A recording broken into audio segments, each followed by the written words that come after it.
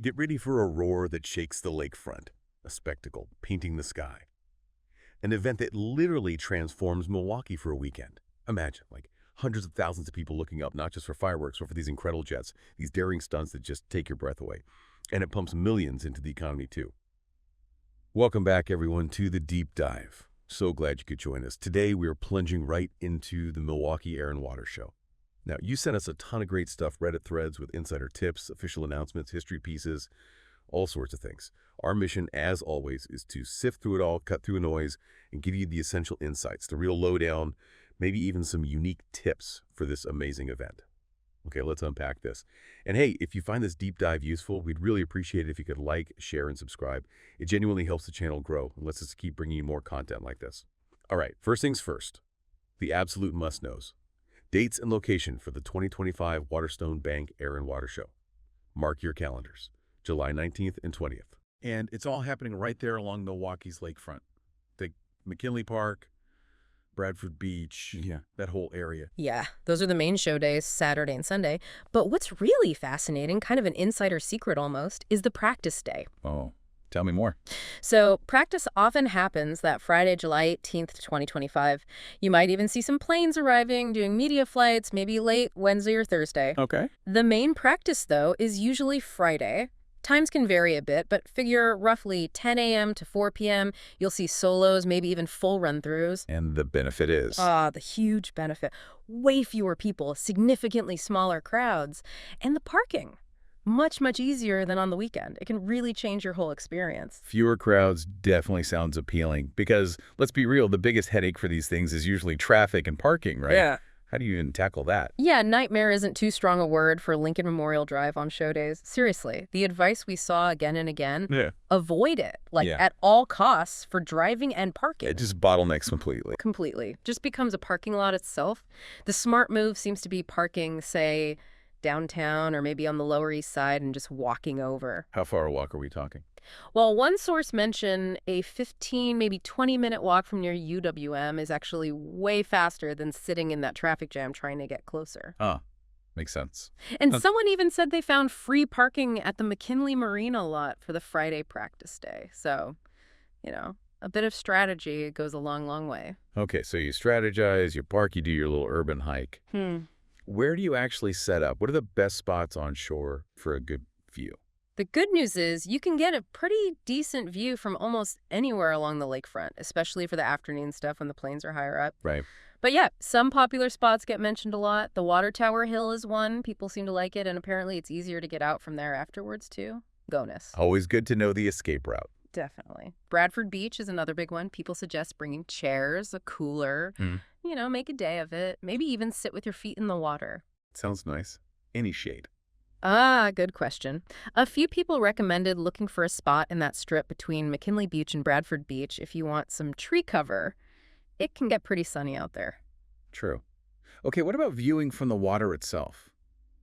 People take boats out, right?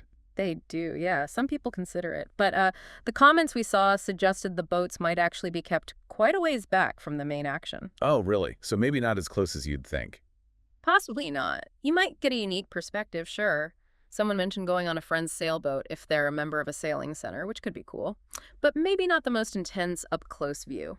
Gotcha. And speaking of experience, there's the free viewing versus the paid ticket options. What's the deal there? Right. So the event itself is largely free. That's a huge part of its appeal, why so many people come. Which is great. Totally. But they do offer paid seating areas, things like Centerpoint Reserved, the Flightline Club, even a VIP SKY chalet. These give you, premium spots, often closer to the center line, maybe reserved parking included. So it comes down to what you're looking for. Exactly. This really raises that question for you. What kind of experience do you want? Some folks feel the public beaches, like Bradford, offer views that are just as good, honestly. Plus, those ticketed areas sometimes have rules about bringing in your own coolers or chairs, stuff like that. So it's a trade-off, convenience, cost, what you can bring. Makes sense. Yeah. Okay, so you've navigated the crowds, staked out your spot. Now for the main event. The performers. This is where it gets really interesting, right? Oh, yeah, this is the heart of it. And the headliners for 2025. Huge names. The U.S. Navy Blue Angels, and the Air Force F-22 Raptor demo team. Let's start with the Blues. They're legendary. What's their story? Absolutely legendary. They were formed way back in 1946, Admiral Chester Nimitz, actually. His idea was, well, twofold. Get the public excited about naval aviation after World War II, and also boost morale within the Navy itself. Wow, 1946. Yeah, and they've flown a bunch of different aircraft over the years. The big recent change was in 2021, they transitioned to the FA-18 Super Hornet. That's the Top Gun Maverick jet, right? That's the one. But their mission is more than just cool flying. It's really about showcasing teamwork, precision, professionalism, inspiring people through what they do, both in the air and with their community outreach. Incredible reach, too, you mentioned. Oh, yeah. They estimate they've performed for over 500 million people since they started. Just staggering. And you can't talk about the Blue Angels without mentioning Fat Albert, their support plane. What's its role? Right, Fat Albert. It's almost as famous. It's a C-130J Super Hercules. Its main job is logistics, hauling the team's personnel, spare parts, all the equipment they need to operate away from home base. It's essential. The backbone of their roadshow, really. Okay, so beyond the Blues and the Raptor, what other military aircraft are gracing the skies over Milwaukee in 2025? Sounds like a diverse lineup. It really is a fantastic mix. You've got the U.S. Air Force Wings of Blue Parachute Team. These guys actually run the free fall training at the Air Force Academy, so expect incredible precision jumping. Then, of course, the F-22 Raptor demo team you mentioned. That's the world's only operational fifth-gen fighter. You know, stealth, super advanced avionics, maneuverability, the whole package. And they do something called the Heritage Flight. Yes. That's always a highlight. They fly the F-22 in formation with historic warbirds like a P-51 Mustang. Seeing that cutting-edge tech alongside a piece of history, it's just amazing. Wow. What else? Okay, let's see. You'll also have the huge USAF C-17 Globemaster doing its East Coast demo. Shows off what that big cargo hauler can do, surprisingly agile for its size.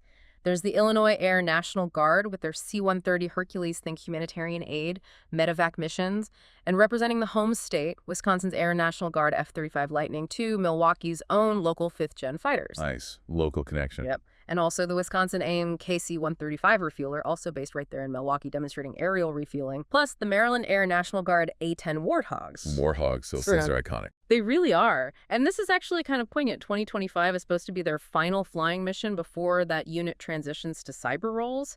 So it's a bit of history happening right there. Wow, end of an era. Kind of, yeah. And rounding out the military side, the U.S. Coast Guard with their MH-60T Jayhawk helicopter demo showing off search and rescue stuff. That is an absolutely packed military roster, from jumpers to cargo to fifth-gen fighters. But it's not all military thunder, right? There are civilian acts, too. That's right. Adds great variety. You'll see the REMAX parachute team, more skydiving experts, great ambassadors for the sport. And something really cool, Joe Schuens is bringing his fully restored PBY-4 2G privateer. That's a World War II maritime patrol bomber. Huge, versatile aircraft. Oh, neat. A warbird. Exactly. And then for pure aerobatics, you've got Mike Vaknin in his X-Ray 300. Expect high energy, high G maneuvers, incredible precision flying. Sounds like nonstop action. Yeah. Now, obviously, the spectacle is huge, but what about the impact on the ground? This show seems like more than just entertainment for Milwaukee. Oh, definitely. It's a significant economic driver. The numbers we saw were pretty concrete. When you combine it with other lakefront happenings around the same time, estimates put attendance around 153,000 people. That's a lot of people. It is. And get this, about 37% of those folks came from outside Milwaukee County. So they're bringing in outside money. All told, it generated over $3.2 million in spending, direct and indirect. Wow, $3.2 million. Yeah, so hotels, restaurants, local shops, they all benefit. It really shows how these big public events using park spaces contribute way beyond just being a fun weekend. It supports the local economy. And there's a mission beyond the money, too, right? Something about community and education. Exactly right. The organization behind it, MKE Air and Water Show, Inc., it's actually a veteran-owned nonprofit, a 501c3. Okay. And their stated mission is really focused on promoting STEM careers. Science, technology, engineering, math, especially to younger people, plus honoring veterans and military families is core to what they do. So it's using the wow factor to inspire. That's the idea. Many people see it as this incredible display of science and technology in action. And it's billed as Wisconsin's largest free event, providing, quote, affordable, wholesome entertainment. That accessibility is key. Still, putting on such a massive event right on the city's doorstep, it must generate some different feelings among locals, doesn't it? Oh, for sure. You definitely see varied perspectives. On the one hand, tons of residents absolutely love it. You see comments like, best weekend of the whole summer. They embrace the excitement. But yeah, there are folks, especially those living really close to the lakefront, who find the noise, the jet noise and the traffic, pretty burdensome, which is understandable. Yeah, I can imagine. Then again, you also hear the perspective that, hey, this is what cities do. Big events, some noise, some disruption. It's Right. part of being a vibrant city. So definitely a spectrum of opinions. If people want to get more involved, maybe get behind the scenes, are there opportunities like volunteering? Absolutely. The show relies pretty heavily on volunteers. They need people for all sorts of things. VIP tent hosts, ushers, helping at ticket booths, parking graders, even folks to help with social media updates during the show. What's involved if you want to volunteer? The basics are you need to be at least 18, you'd attend an orientation session beforehand, and then commit to maybe 5 or 6 hours per day during the show weekend, July 19th and 20th, 2025. It seems like a cool way to be part of it. Definitely. And of course, an event this size doesn't happen without sponsors. WaterStone Bank is the title sponsor. Do they do anything specific beyond just the funding? Yeah, it looks like they do. WaterStone Bank has something called their Military Valor Program. It seems aims directly at giving back to the military community the show honors. How so? It offers things like a $100 credit if military members set up direct deposit for their payroll, free checks, no-fee services, even credits towards mortgages, and a voucher for a free U.S. flag each year. So tangible benefits for service members, veterans, Guard members. That's a nice touch, connecting the sponsorship back to the theme. Seems like it, yeah. Okay, so we've talked about the logistics, the amazing planes, the impact. But as we think about the incredible skill of these pilots, there was a detail from Reddit from Today learned that was, well, quite sobering. Ah, yes. That really puts the risk into perspective, doesn't it? It does. What was the statistic? It's cited that historically, out of 262 pilots who have flown for the Blue Angels, 26 have tragically died in training or during show accidents. Wow. Yeah. Yeah, that works out to roughly a 10% fatality rate for that specific role over the team's history. It's just a stark reminder of the immense skill, the constant danger, and the incredible dedication involved. It's not just entertainment, it's pushing boundaries, and sadly, sometimes there are terrible costs. Absolutely puts it in perspective. So what an incredible deep dive this has been. From practical tips like hitting that Friday practice day to the sheer power of the F-22 and the history of the Blue Angels, plus understanding the show's impact on Milwaukee's economy and community. We've covered a lot. We really have. It's a multifaceted event. So wrapping this up, what does it all mean for you, the listener?